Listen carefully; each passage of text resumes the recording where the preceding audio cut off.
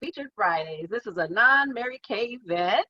And Janice, my sister, y'all, we have collaborated to come up together with something where, in this quarantine time, it's crazy out here.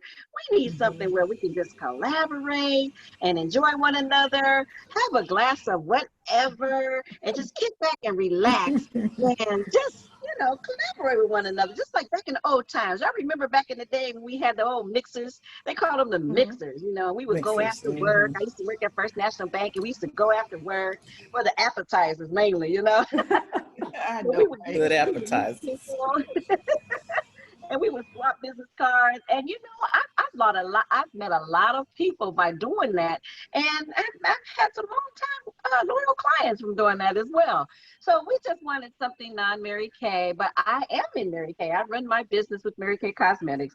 I've been in the company for 20 years, y'all. We're celebrating Wow. 20-year anniversary right now, and we're running strong. Me and my team, Joni's Divine Divas. Most of the team members is on here.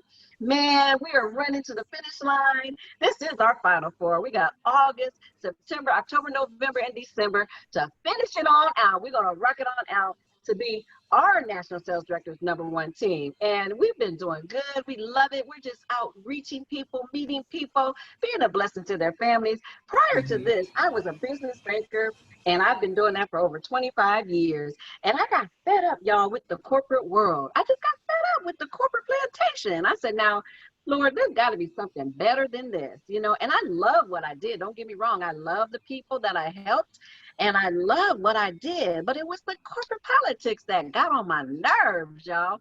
So Hmm. along came this opportunity, and I ran with it alongside of, making things right so that I can get on and do this full time.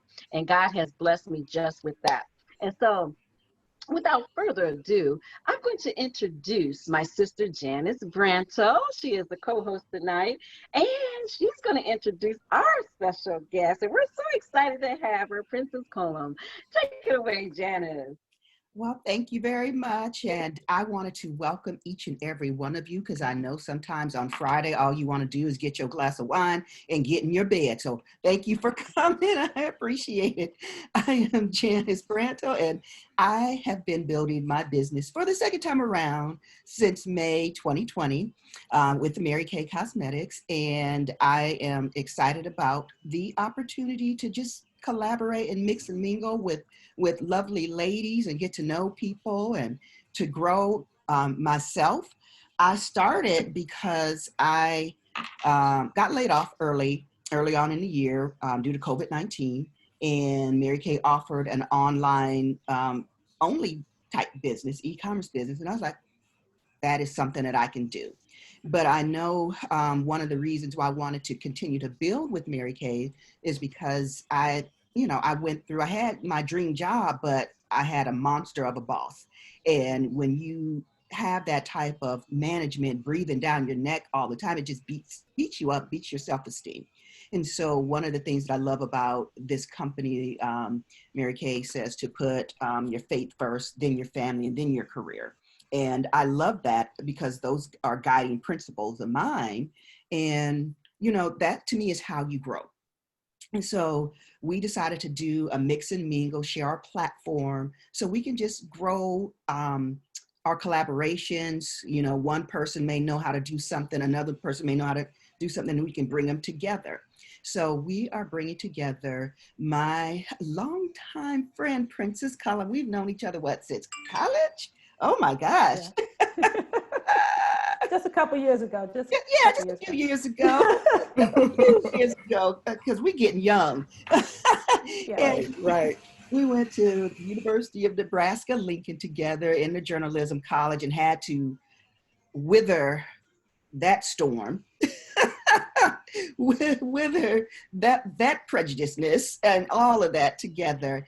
And I'm not going to go into much detail of her story because she is going to tell it herself, but I just call her our leadership guru. She's done so many phenomenal things, and I am so excited about the presentation that we're going to hear from her because we're definitely going to learn something, and it's something that we can take and pass on. So, just jot your questions down for her. She's a good resource. And so without further ado, I'm going to go ahead and give the floor to Princess Cullum. Thank you very much for Awesome. joining us. Thank you, thank you, thank you. All right, ladies, I'm gonna go ahead. I'm gonna share my screen because I do have a few slides in here that I would like to share with you. So I'm pushing a little button here. Magically, it appears. It should, yeah, okay. I was going to say it should allow you to. All right, so the title that I gave for this was Advancing Women Leaders, because I see all of you guys as leaders, regardless of if you are inside of corporate or outside of corporate, you're responsible for the corporation, which is you. And I know a lot of you guys with your Mary Kay business, or all of us have a side hustle. Everybody is doing more than one thing. You're leading that. You're responsible for that. You're responsible for yourself and your own development. And so I want to talk a little bit about the condition that women leaders are in right now, the kind of the polarity of how fierce we are, and then at the same time we're lagging behind in so many areas, and why is that? And then I wanted to talk a little bit about how we can change our perception about our own stories, having agency and a networking between one another so that we can move forward. So I'm going to put this in the context of a program that I'm actually running that's called the CEO of You program. It's titled the CEO of You because that's what the women that are in the program, they selected the title. I really didn't even have a name for it. I started posting some things on LinkedIn, and this title caught on. And what the women have told me is that they really want to be the person that, to the point that Joni and Janice was saying, I want to be my own boss. Regardless if I'm working inside a corporation or if I'm working for myself, I am the corporation. It's not Duke Energy, it's not Delta Airlines, it's not, Cancer Treatment Centers of America. I'm the corporation. I'm no longer looking for this career ladder to climb up and become some CEO of a company. I am the company.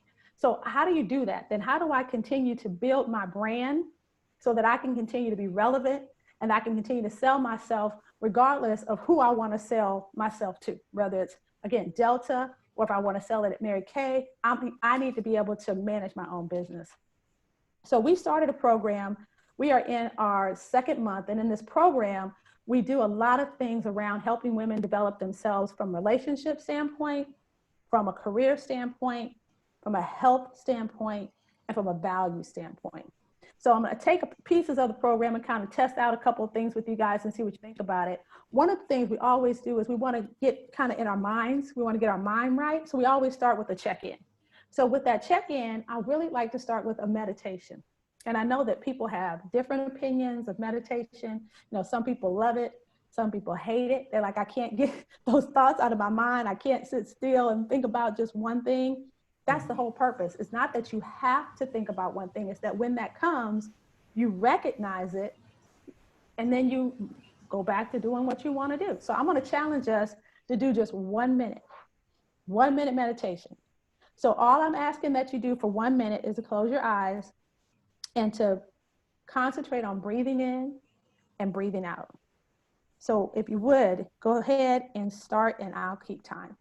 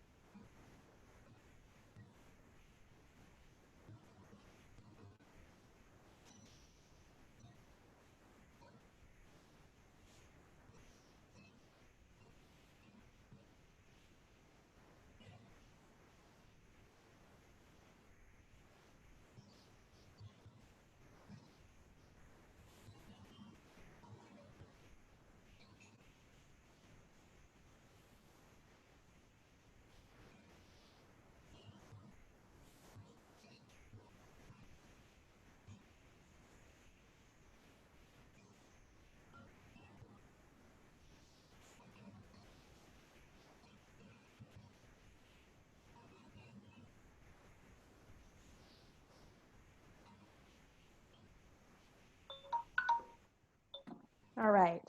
Go ahead and open your eyes back up. That was 1 minute. 1 minute that you gave to yourself, that you allowed you just to be present with you and to take care of yourself. So one word to describe for everybody, just kind of call out. I was going to say the chat, but we're just a couple girls here. We can talk about this, and Mark, of course. what feeling are you bringing into the session tonight? How are you guys feeling?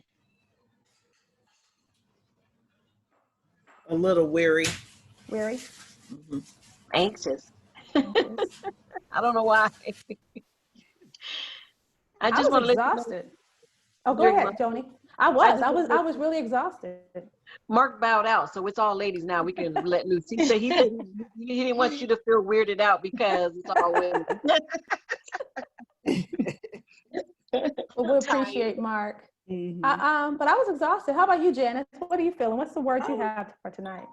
I was just a little tired too, a little tired, but calm now after that. I get into meditation, so I like to it gave me a chance to bring my mind down a little bit. So Yeah.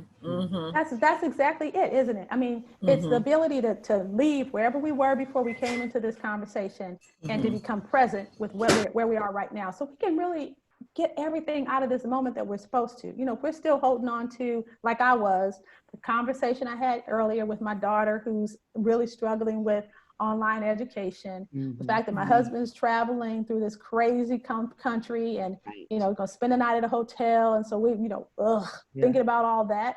Yeah. You bring a lot into every single situation, and it's hard then to get out of that situation and be present what you're supposed to, right?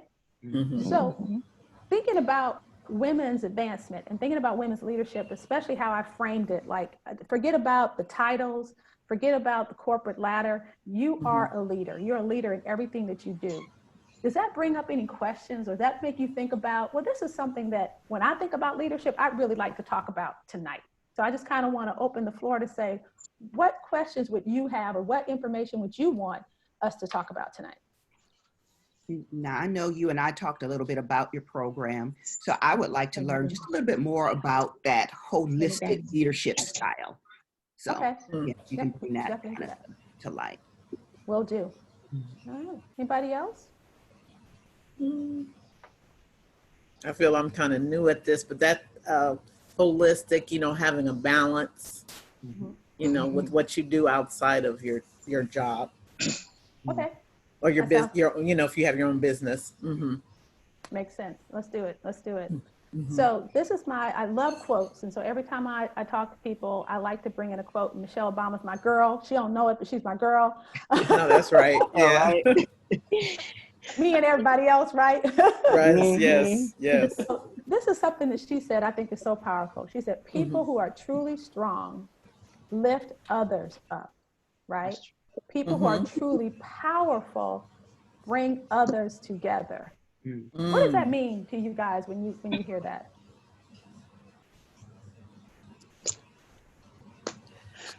Well, when I look at that just on the surface, this is a surface looking at it. Of course, people that are strong lift others up. They're usually like the leaders, the rah people that would be like, okay, come on, y'all, we got this, we can do this, let's go, that type of person.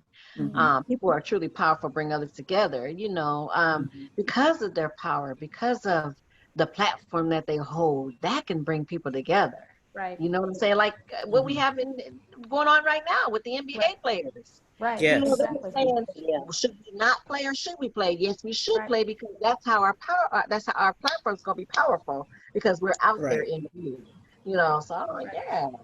But sometimes people think that when they have the power is to inflict that on other people, right? No, not gonna mention any names, but there might be certain political person that really feels like the power is for me.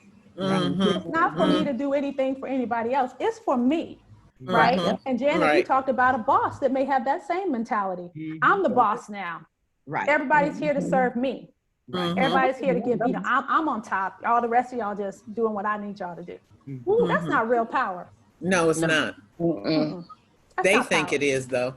Well, it's something else, but it's not power. I'm not gonna. Right. It's not power. Yeah.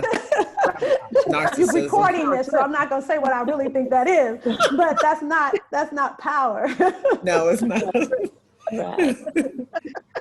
So let's talk a little bit about, I just want to give you guys a view of what we're going to talk about tonight. I really want to go deep into women's leadership and advancement because there are some realities right now out there about women, especially women of color, that are concerning. And they're very concerning to me. And I feel like they are our generation's talent issue of the century is really helping women of color move to the next level. And then I want to get into perspectives. And then, like I talked about, the leadership brand and agency.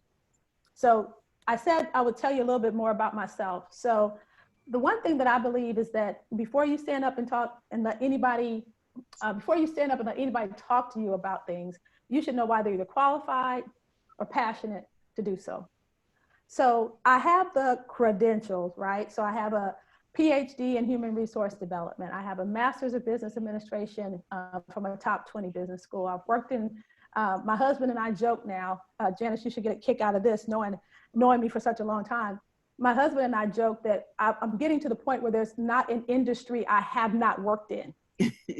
I'm starting to talk about it in the terms of where I have not worked, because I've worked in social expression, consumer packaged goods, technology, energy, banking, healthcare, higher education, the list goes on and on. You're like, who does that, right? Like, who works all these jobs and has moved out of the country and has moved too many times to remember? I mean, we've stopped counting all the different places that my father no longer keeps our number, and he's still old fashioned with the black address book. He said, after I have scratched out pages, literally pages of you guys' address, I don't even keep your address. Just when I get ready to come visit you, you can just tell me your address and I'll come see you. Because we've moved so many times. But you know what? God has been preparing me for this moment. Yes. He has been preparing me for this time. When I was a fresh out of school sales rep in Roanoke, Virginia, Janice may remember this, but God gave me a vision. He said, I want you to create a women's center. And in my mind, I thought that was a house. And I thought this house was going to have all these rooms, and every room was going to cater to a woman's life. I thought there'd be a fitness center and a hair salon and a bookstore and a therapist and a fitness room. And 20-something-year-old Princess said, nah, that I got other things to do. That's not me. And God was faithful, and he continued to develop that center as if I would have went out and built it that day. And so all of these experiences that I've been talking about, every single one of them has been a brick in the foundation of this center that he had called me to build when I was just 20-something years old. Wow. And all the way that we put together the holistic center, think about what I just said about this house with all these rooms. The program that we're putting together. So Janice asked about the program. I'm going to go forward one, and then I'm going to come back. But the program is, imagine that house. But now in the day and time that we live in, you don't need brick and mortar. It doesn't have to be a physical building. We can bring all these things together over the internet and provide them for women. So the whole idea is to integrate your career, your health, your values, and your relationships. Because for women, we live our lives compartmentalized for the most part. Again, we have our career, we have our health, we have our values, and we have our relationships. My theory is that because we fundamentally believe that we're not enough, when you talk to women, they will say, I'm 3 times more likely to get passed over for promotion, to not get a pay increase, to not get a job because I'm a woman. They will say, if I'm applying for a job, I have to have at least 80% of all the qualifications, where a man will send his name up for that job at 60% of the qualifications. So we constantly are feeling like we're not enough. We got to do more, right? So in order to do more, let's just say in that career space, where do we get that from? Where do we get that energy, that time, and that money and those resources? We steal it. We steal it from our health. We steal it from our values. We steal it from our relationships. If you look at women as they become successful, and I don't care if they're entrepreneurs or in the political sphere or in a corporation, the majority of them are divorced. The majority of them have health issues. The majority of them struggle with maintaining their values, their spirituality, and their North Star, and the decisions that they have to make in order to stay a leader in our society. So what our program says is, okay, what if you had a program that was going to support you in your career? So we're going to teach you all those tools that we know people use to become successful, that we don't necessarily get that conversation. We don't get that talk. You know, we don't get the talk. Like, I've been around the table at Bank of America where we've decided who's going to be the next VP of whatever, who's going to go in the career development programs, who's going to do X, Y, and Z. And I can tell you, it's not for things, we're not discussing the things you think we're discussing when we're at that table. But nobody tells us about those things. So what do we think? We think we just keep working hard, keep working hard, keep working hard. Ladies, working hard is going to get you more work. I want to make sure you heard me. Yeah. Working hard is going to get you more work. That's the truth. That's we the have truth. never. That's the truth. Yeah, they have never had a problem with giving us more work. Right.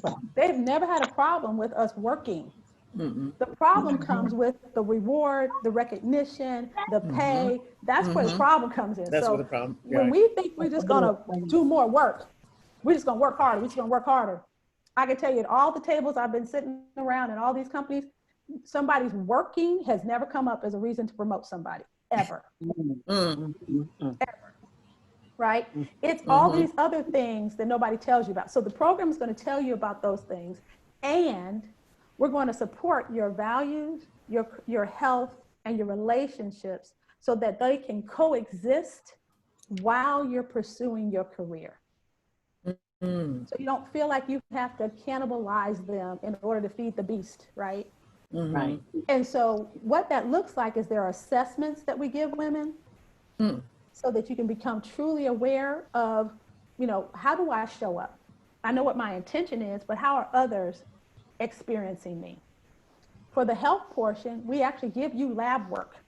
Because, you know, like we like to inflate and underinflate stuff, right? How much you weigh, you know, how's your health? How many times you exercise? Yeah, we kind of don't necessarily give the truth. So we bypass all that by taking your blood. The blood doesn't lie, right? The blood doesn't lie. We take the blood, we run the test, and we all going to be knowing the truth, right? At that point, where's the cholesterol? Where's the inflammation? Where's your body mass index? So we're not playing, because we got to be real about where our health is, because as a people, Black people, we have some health issues, especially in this country. Black women, we have some health issues. Yes, we do. So we're not going to sugarcoat it. No. We want to know what is my health. Tell me what my health is. I'll tell you, for mine personally, I have inflammation issues. I'm blocking up my arteries, right? Although I think I eat a pretty good diet because I don't eat a lot of this or a lot of that, but what I'm eating is not the right thing. So it doesn't matter that I'm not eating a lot of it. It's what I'm eating. I'm not eating enough of the what they call them, the multi-nutrients, those things that really are dense in nutrients, like kale and spinach and all those kinds of things. I dabble in it, but I'm not eating enough of what I should. Well, when they took my blood, you know, because if you would have asked me, I'd have said, oh yeah, I'm pretty good. I'm pretty healthy. You know? Right. The blood didn't lie, right? So we actually do blood work. And then we have a physician's assistant come in and go through your blood and your lab results, really talk to you about why you're not eating the right things, what you need to eat, what impact that has on your physical being. Wow. Why you're sluggish, why you're tired, why your period is irregular, right? I mean, we have some real girl talk. If you're going through menopause, what's going on with menopause and the estrogen in your body, and, you know, why are we more likely for heart attacks, you know, or not only just more likely to have the heart attack, but to die from the heart attack. Men have more heart attacks than we do, but we're more likely to die from the heart attack. Right? So we get real with it. Then we talk about values, and there's an assessment we do for values.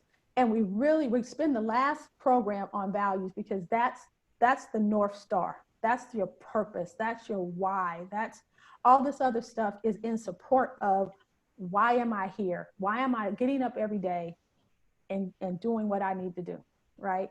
And then we talk about relationships, because we as women, we got some funky relationships sometimes, right? We have some funky relationships with one another. We have some funky relationships with men. We love our communities, but do we always feel like our communities love us, right? So we have some real talk about communities, and we bring in a psychotherapist, Mm. and she has a test that she gives. And we talk about the real. Do you have anxiety? Do you have depression? Are you, all those different alphabet soups, ODD, ADD, all that stuff, right? We have a real conversation about that. And then the program has what we call a life plan survey that we give you. And then we will take that along with all your assessments, and all the professionals will sit around the table with you at the center, and we will give you a life plan that basically says, this is how, we would suggest based on your goals, you move forward with your career. And then this is how you support your health, your relationships, and your values. Okay. They come to a session every month, and every month talks about one of the different pillars. So we actually had a session today. Our health session was today. And last month I did the career session. Next month we'll do the value session. So every month you come into a training session for 3 hours where we unpack the assessment. Then we give you application, and you walk away with more details for your life plan to execute. You have a mentor. So every single woman has a mentor. This particular group, they're like what we would call like mid-level leaders. But that just means you manage other managers, or you own your own business. Mm. And these women all have C-suite mentors. So all of them have a mentor that is in the C-suite of a corporation in America. Okay. And then they have a peer group. So they have a group of women that there are the cheerleaders that are there to give them feedback, that to tell them, no, you messed up, that wasn't the right thing, right, to keep it real. And then we have a networking. So we have an event similar to this where we actually get together in the evening and have wine. We have a psychotherapist there, and she lets us whine for a minute or two, and then she keeps it real. So that's where the holistic part comes in, so that we are teaching and building awareness about all 4 areas, and then we're integrating them. We're letting you know how your career is impacting your health, how your health is impacting your career, how your values are impacting your career. From what I can tell, I mean, I'm not like a research guru, but I haven't found anything else like it that's out there. You guys who might be familiar with your employee assisted programs, yes, your EAP programs. So, yes. so EAP programs offer all of this, but it's not integrated. So you still have to figure out how it works together. And that's stressful in itself. Because I can remember when I worked at Bank of America, and I'm like, okay, I'm going to go to Orange Theory Fitness and work out at 5 o'clock in the morning. I'm going to come home and, have breakfast with my girls because I want to see them off to school. And then I'm going to go with what the nutritionist said for breakfast. So egg whites, and then all these 15 different ingredients that you got to put into it so that it tastes good, when you could just put butter in it. But you can't put butter, so you got to put cumin and rosemary and all this stuff that you pay $5 to buy a little thing like this at the store. And nobody else is going to eat it, right? So you making stuff for you and making stuff for them, and then you drive an hour to Uptown to run the meetings all day, to eat at your desk, to run home. This isn't living. No. This isn't life. It's existing. It's surviving, right? It's surviving. Yeah, it's surviving. And you think you're doing something because you make a little money. Right. Right. Yeah. Which is nothing compared to what they're making off of you. Trust me. Right. That's nothing true. Compared to what they're making off. It's just enough to keep you quiet. And that's keep what you I do. with your head down, working. All those things. Yeah. Yep. So that's the power of the program. And I love that it's women with women. So all the mentors are women. Everyone, the peer group is women. Right now, the 10 women, 8 of them are African American. We have 1 Latina, and then we have 1 Native American. So they're all women of color. All the mentors are women of color. And we just try to uphold and uplift all the things that Michelle Obama in that quote talked about, uplift and support one another. But we keep it real. It's like, here's some stuff that's your stuff that you need to deal with. And here's some stuff that's the system stuff that no matter who you are, when you come into the system, you're going to have to deal with it. Right. A lot of times, again, that's one of those things that people don't tell you about.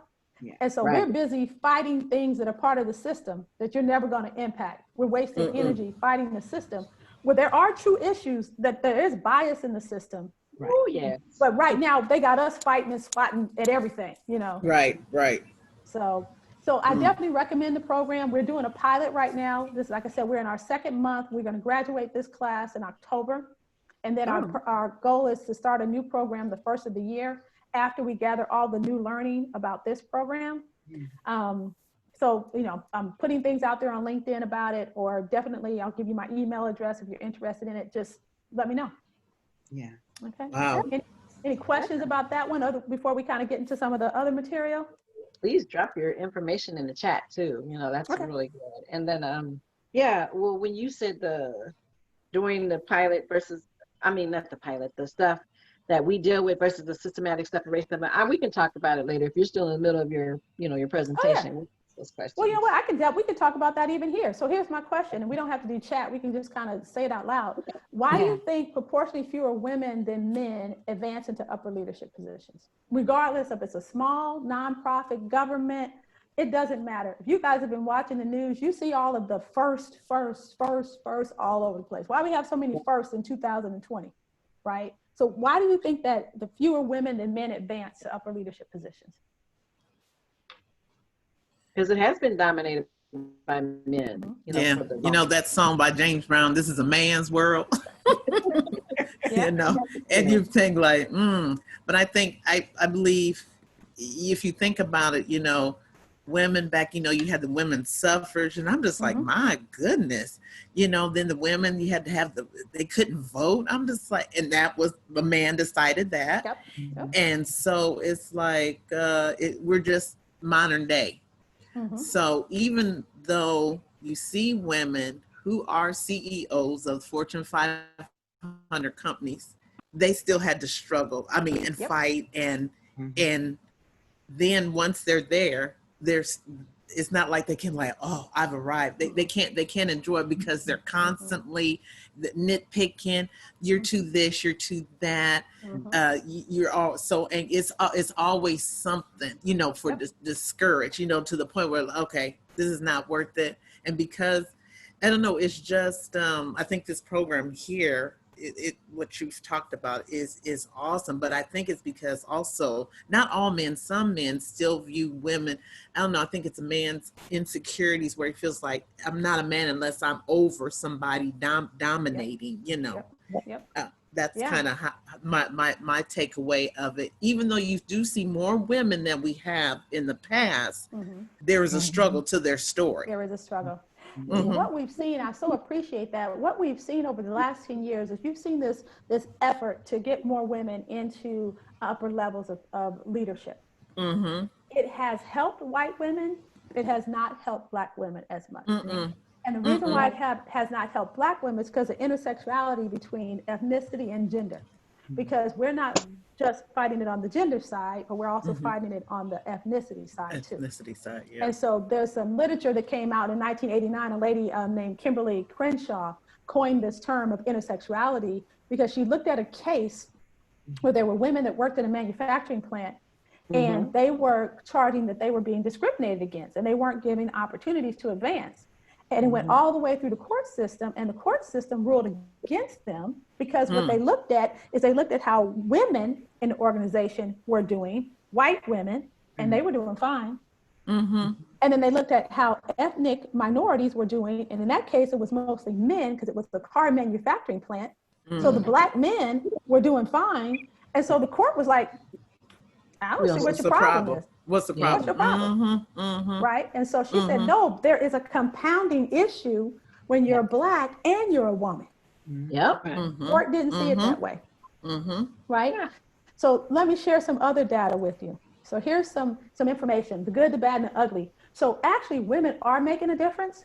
When we're in companies, when we're on boards, we're kicking butt and taking names. They cannot argue against the results. Return on equity for women representation on boards and in companies, 53% higher return, 42% higher return on sales, 66% higher return on capital. This is 2019 numbers. Even when we look at how women are handling COVID, women that are running countries that are managing COVID are outperforming countries that are being ruled and managed by men. Companies that are managed by women are back at work, are performing better than companies that are managed by men. We get it. we learn how to trust not just our intellect, but also our intellect, but also our feelings and our heart, and that gives us a more holistic picture of the issues and the problems, right? So if we are able to kick butt and take names and the numbers are there, then why does the reality look like this, right? So in the reality, we have the numbers. So by 2060, women of color will actually make up the majority of women in all of the United States. Wow. So when they tell me they can't find a woman for X, Y, and Z job, I'm like, I don't understand why you can't, because they're out there in droves, right? So 4% of C-suite positions, 7% of vice president positions, 5% of SVP positions. When you look at women of color in the C-suite, it's like 1.8. Wow. Okay. When you look at Latinas, right, they have the largest projected increase, 28.7% in the labor force by race, right? So they are definitely a force to be reckoned with. But look at how much money they make on the dollar, right? Compared to what men make, 54 cents. Here's the other figure that I think is staggering, which is the last figure. So think about this. We are almost the majority right now, because when I say 2060, I don't really believe it's going to take that long, because we're already close to being the majority. Women of color are of all women. But then look at this. But of all total low wage jobs in the United States, women of color make up 49% of those jobs. Wow. All jobs that are low wage jobs. So your cleaning services, your restaurant waiters and waitresses, everything that's a low wage, minimum wage job, we make the majority of those. And I'm talking about educated women. I'm talking about women with bachelor's degrees and master's degrees that can get into a company like Bank of America working at the call center on an hourly wage, but she has a master's degree. Help me understand. Absolutely. Yeah. And then you can't find anybody for a management position? Help me understand that. Right. How are we allowed to let this happen? That's the question. What was that? I couldn't hear your whole comment. How are they allowed to let this happen? How is it happening? Because of the way they view power. So let's go back to that system conversation that we talked about. So the way the system works is we look at, let's just for simplicity's sake, let's look at it as tops, middles, and bottoms, right? So whenever you come into a system, any system, a for-profit, non-for-profit, or government organization, when you enter as a bottom, there are conditions of being a bottom that are waiting for you. Regardless of who you are, they are waiting for you in the system. This feeling of vulnerability, like things are happening to you, like that all these decisions are being pushed down to you and you just have to take it. That's a condition of the bottom, because that's how our system is made.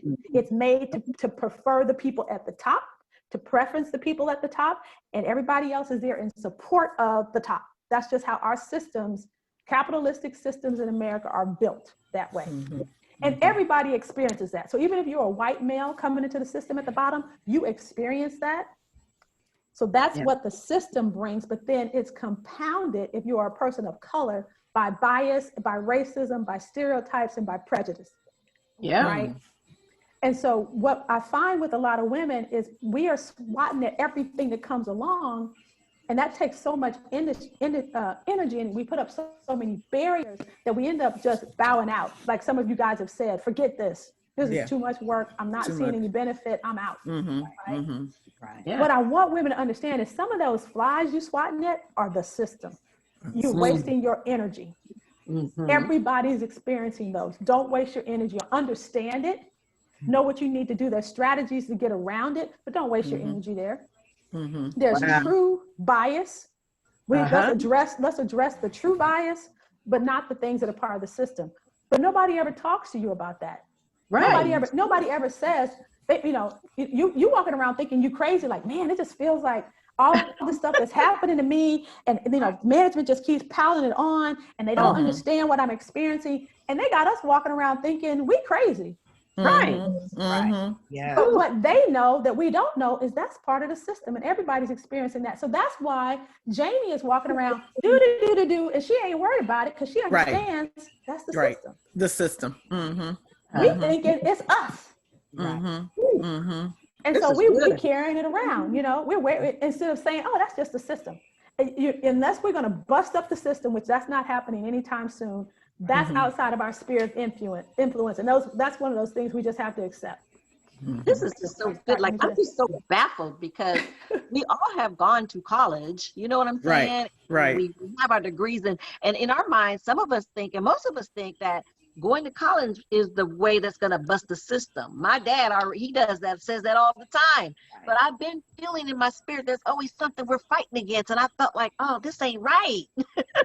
The system. It's the system. And nobody talks about it. But see, if the things that white people talk about at their kitchen table, we don't even get in a professional development program. Right? And so they have, it's because the system is made for them. Right. It's the system, their system. It's their system. Right. It's a white, straight, male system. That's who it's made for, right? Yep. Right. So I'm not even getting close to, I just want to share a couple other things. This is so good. It is. Awesome. So you guys are probably hearing all this talk now about unconscious bias. Everybody and their mom is talking about unconscious bias. They want to bring in unconscious bias trainers. Unconscious bias is not what we should be thinking about. Because if it's true, I mean, just to be real, if it's truly unconscious, you're not going to touch it. You can't change that, right? Implicit bias is what we're trying to address, right? So implicit bias is associations that people make because they've met one person. They associate then that social identity with that person to everybody in that group. Everybody in that group. So bias is not a bad thing. Bias is just your brain's way of taking a shortcut to keep you safe. The brain's job is to keep you safe. So when it sees a person, when it sees activity, when it sees something happening, it wants to quickly assess what's happening so it can tell you if you need to fight or flight. That's what the brain is concerned with.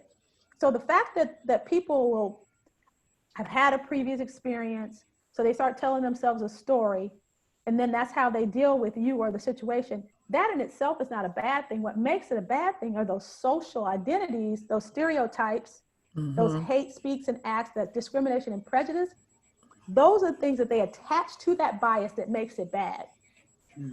So I want people to get away from talking about bias like it's bad. Bias is not a bad thing. It's when you put those beliefs and those attitudes onto it that becomes the problem, right? But nobody wants to talk about that. They would, I mean, to me, it's a diversion. We're just going to talk about unconscious bias. Bias is not the issue. Your social beliefs about a certain group of people is the problem. Is the problem, exactly. That's what we need to be talking about, right? So these are some of the different type of biases that people have, you know, the likability. So depending on, you know, my race and your race, then I perceive you to be more likable. That's why you have people, why Black women walking around mad all the time? Why are they not smiling? Why don't they smile more? Because I'm a white male who I don't have these issues or these problems. I'm not walking around with this emotional baggage, so I can walk around smiling all the time. Right. I don't trust you when you're not smiling because I'm smiling. I'm happy. Why aren't you happy? Right? The whole similar to me thing. You talk like me, walk like me, answer questions like me. Oh, then you're going to do the job like I would do. So I'm going to hire you because basically I know what you're going to do. You come in here and you're not like me. I don't know what you're going to do. Right. I can't trust you. Right. So there's all these different biases that people have. The horns and halos. I like that one too, where you think, you know, it's kind of like the Michael Jordan, 50 Cent. You either Superman or you a thug. One of the two. Right, right. Everybody.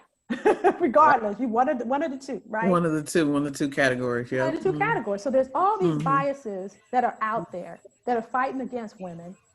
There's this double bind dilemma, again, that we're either too soft or too tough, right? If you say what's on your mind, if you're direct, you're a bitch. Yep. Oh yeah. If you quiet in the meeting, you don't have much to say. Oh, she's too quiet. We don't think she can handle the pressure of this job. Yeah. Right. You have to be twice as good to get half the credit. Right. Oh, and then perceived to be competent or liked, but rarely both. How many times you had that? Well, Janice and I can tell you, you remember Professor Book?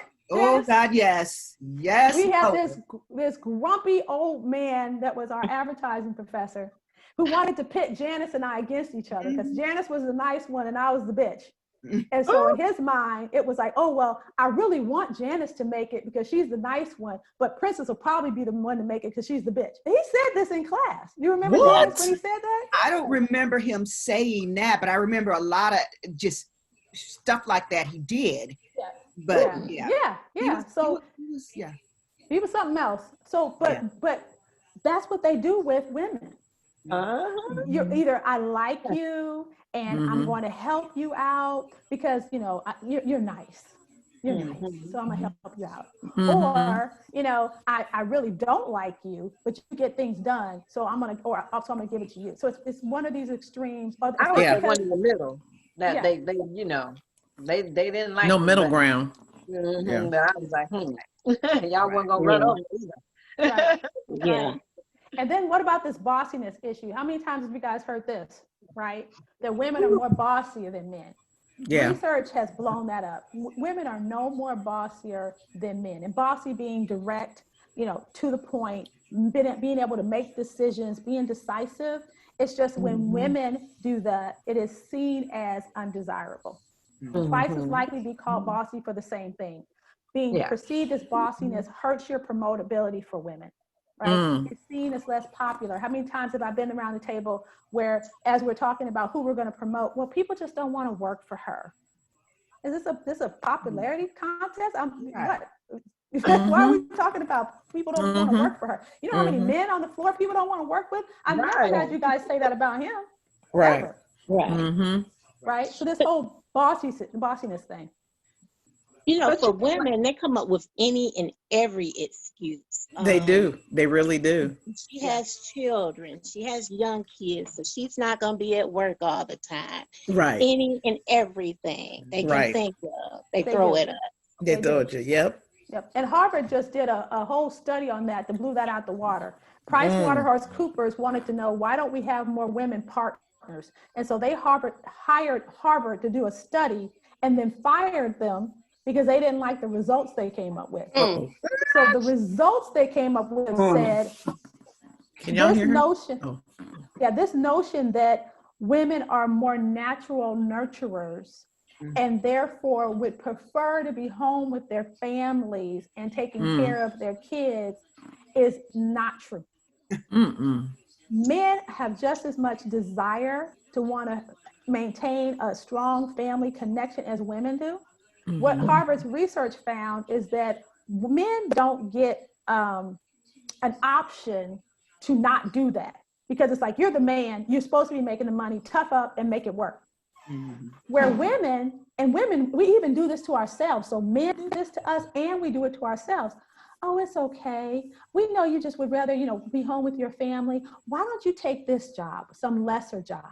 Or why don't you stay home for a while? Women get the off ramp. Men aren't given that option.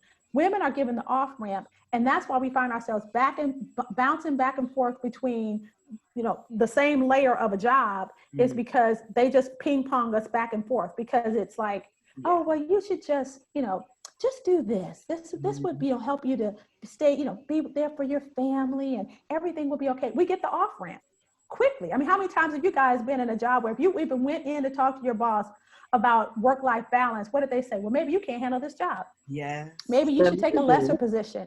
Maybe you should, not work in this department. There's another, go work in that department. It's easier. Right?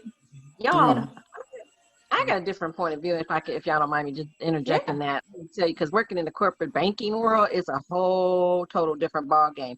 Do y'all know that I rather have worked for a man boss in the banking world than a woman? And I am a woman saying this because I don't know what it is, but it's not the sisters. The sisters I've been okay with just a little bit, but it was my white women counterparts that I had an issue with. I don't know why. Insecure. They're insecure. Well, no, well, we do it to ourselves. To ourselves too. We do it to ourselves. I mean, I have been with women that I've been all pro women, and they'll make a comment like, "We'll be going on a business trip," and we'll find out the pilot is a female. All these pro women, oh, women, having women is so great. And all of a sudden the women I'm with start getting nervous, like, well, I really hope, we're okay. Because it's a female pilot. Wow. That old stereotype, I guess, that we can't drive, so I guess we can't fly. I'm like, what are you talking about? Yeah. Right? Right. But we do it to ourselves, right? That's true. So my question for you guys, and I know we're running out of time, so I just ask you to think about this. I think ask you to think about taking everything we just talked about and using it as energy. Because what the world would want us to do is the world would want us to put it on our back and weigh us down with it. Maya Angelou said that Black women are the mule of the earth, right? Of the world. Everything comes down and is loaded on to Black women.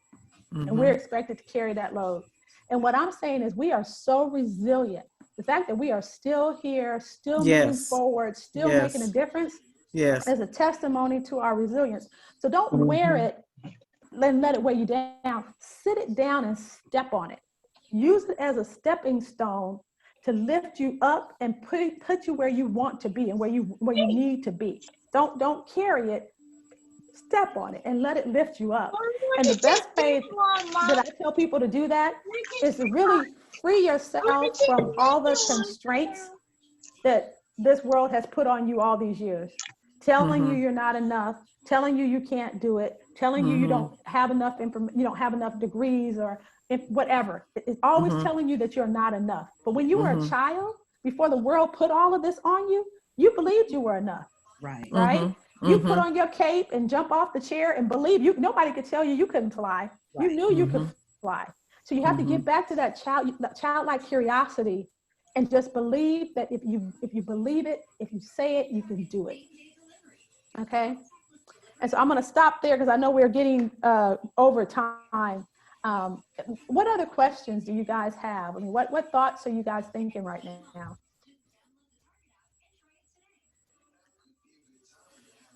So what are some kind of, you say to take that load off and step on top of it, what would be like a good tip for, those of us that are still kind of in the corporate world to kind of do that, get back to that childlike, I believe in myself, maybe just a tip or something. You know what? One of the best thing is I'm going to take us off the screen. One of the best thing is surrounding yourself with other women. Northwestern University just did a survey and found that of high performing women, 75% of them had an inner circle of a female dominated inner circle. And if they didn't have that, they had at least 2 or 3 women that they routinely, like weekly, counted on for support and for guidance. Men had a strong network as well, the successful men, but it wasn't gender specific. But for women, we need other women. And again, the system as well as society would rather have us fight against each other because they know that. So they don't want us to get together, right? So that's one of the most easiest but most important thing is to have a strong network of women around you. I love that because that falls in line with what we're doing with our Mary Kay. Mary Kay, It's a tribe of women that we network together and we build on our strengths, and that's just right up our alley. Man, Princess, this is just so good. I mean, I would like to get connected. I really would. I really do. So I really appreciate you being here tonight. I'm telling you. Well, thank you. I appreciate it. You guys keep doing this type of stuff because this is what we need more of. We need more of opportunities for us to support and uplift each other. And to sharpen iron, that whole thing. And agency, Janice, that's the other thing. We have to be an agent for ourselves. That idea that we have to have 80% of the qualifications before we raise our hand to start our own business, to pursue a job. Throw your name out there. Go ahead and try it. Because you're only going to learn what you're missing by going ahead and trying it. You're never going to figure it out waiting on the outside for all these pieces to somehow fall into place. So we have to become agents for ourselves and go out there and do it. And we feel more confident to do that when we have more women around us and role models around us that have actually already done it. We can model ourselves off of. Oh, that's awesome. That is awesome. That is. So when you are getting ready to do your next wave, let us know. Let me know. I got a good, extensive LinkedIn following too. Awesome. And Awesome. I can repost some stuff, and All right. Oh, good. Good. I appreciate we that. can get that word out, and I got a lot of people, execs that follow me at Delta and Awesome. other place ADP that I worked at, and different things like that. So yeah, I definitely will. I definitely will. because people need to hear this and see Yeah. this. Yes. And then, what kind of reminds me of, remember we had Mimi on? And Yes. her holistic, she actually has a body spa, but she's doing a lot of holistic stuff. So I may need to connect you guys together. That would be Because awesome. she's in South Carolina, but she's got a similar program, but she's doing it actually in a physical location. Awesome. And so it's kind of similar. So I was thinking, like, y'all need to connect. So Most definitely. So because the women that we have, Leslie Ware? You remember Leslie from? So Leslie is the physician's assistant that does the program for me. Oh, nice. Yeah, Nice. so Leslie led the session today, actually. She did the session for us. Because the whole thing for me is, I want to bring, Madam C.J. Walker is my hero. And so, similar, before Mary Kay, there was Madam C.J. Walker, right? Right. Yes, The whole idea of empowering other women. And so I Mhm. want to find other women that already have their own businesses in these areas. I'm not trying to recreate, nor could I recreate Leslie's. I'm not a physician, right? So it gives Leslie a whole new audience to pull from. Yes. It gives her residual business. So like she did this program, but now she has 10 women that are going to come back to her to get their lab results. I didn't understand this. Can you sit down with me and go through this, right? And then I have another lady who is a spiritual leader. She has her own church. So my whole idea is to find people who already have their own businesses that just want to partner, so we can just support and help build each other. And no need for me to go out and try to start something new. Right. We need that. My mind is just like spinning, just listening and oh my God, this can be done with that. And this, just connecting with her on that, because they're already doing strength finders and stuff like that with the directors. Well, we need something like this too, because there's a lot of women that are coming in and they're not, we're not up to par, we don't know everything off the bat. And we do need help with those things because we're voting against that stuff now. That's why we're seeing a lot of first people doing this first, because we're voting against those systematic things, right? So yes. Yeah, we do. I mean, I see it more like a movement. You know what I mean? It feels like a movement. It feels like we're coming together and we're moving each other, because nobody's coming to save us. No. Nobody's coming to save us. Right. So we have to lean on each other and pull each other forward. That's the only way we're going. And I've showed you guys the numbers, right? We are going to be the majority, but the number itself doesn't mean anything, because right now we are the majority of women who work at the end of the low wages in our country. So more women is not going to necessarily lift us up. It's just going to give us more women at the low end of the wages. We don't want that. We want to move everybody forward. Yeah. It's funny because all these women, because we talk to a lot of different women every day, trying to get them to see that they can own their own business through Mary Kay and not have a huge investment, but they're so used to being at the bottom that they can't even open their minds to see, hey, this is a possibility, and hey, I don't have to spend $30,000-$40,000 or more to open up a business. You can you can open up a business with just minimal $3,600 investment, but they're like, oh my God, I can't do that. Oh, I can't do that. Because their mind has been conditioned. Yeah. They've been conditioned. conditioned. Out buying cosmetics. They're out buying healthcare hair. So they're buying this stuff. Why don't you think you can sell it? Why don't you think stop being a consumer? $200-$300 a week or a month. Just I mean, if you just get your hair done, your nails, buy you some makeup, you're talking $400. Easily. Yeah. Y'all know what? The crazy thing is that men are getting into this business, this Mary Kay business, and they're figuring it out. And they're telling these women that are spending that money, why don't you use that money to invest and make your money? They figured it out. I mean, they figured it out. We are, when you start looking at how much money women of color spend in this country, on cosmetics and hair care products. I mean, we are the industry. Yes, we are. Not Yep. even as a proportion, we are the industry. I mean, if we decided we weren't buying that stuff anymore, the whole industry would be Industry shaking would in go its boots. down. Yeah. Go down. Yeah. Right. We are the So- industry. That's Yeah, when we are all the industry. Other companies jumped Yep. in on the natural hair bandwagon. Mhm. Yes. Oh my goodness. Oh, there's money to be made there? Oh. Well, Okay. Right. Right. Yeah. We got a product. Let's tap into We got a that. Yeah, we got a product product. for you. Yeah. Yeah, Let's tap yeah. in on that. Yep. so I appreciate you Mhm. guys letting me come and talk. I appreciate Oh, this is this, this, awesome. Thank you so God much. is, I just want to give God the glory because I was telling Janice that, as I put this program together, I was even in the same boat that I'm talking about women because I'm like, oh, people don't know me. Nobody's gonna want to spend money to come to a program that I'm doing. I need to maybe launch my program through another well-known company. And I'm like, what? Listen to you. You're saying the same thing that you tell the women. Launch the dang program, right? So Mhm. launch the program, seeing results from it, and recognition, this ability to talk to people and have people get to know me. God is like, oh, I got that. Yes. Janice calls me out of the blue. I had a young lady call me this morning from FedEx. She wants me to talk to her women's employee resource group. She said, I'll probably have about 100, 150 people. Hope that's not too small. What? I just say, no, ma'am. No, ma'am. You're good. You're good. She's like, oh, and you do really well. We have a summit in the spring where we bring everybody to. It has 600 people. I'll put you down for that.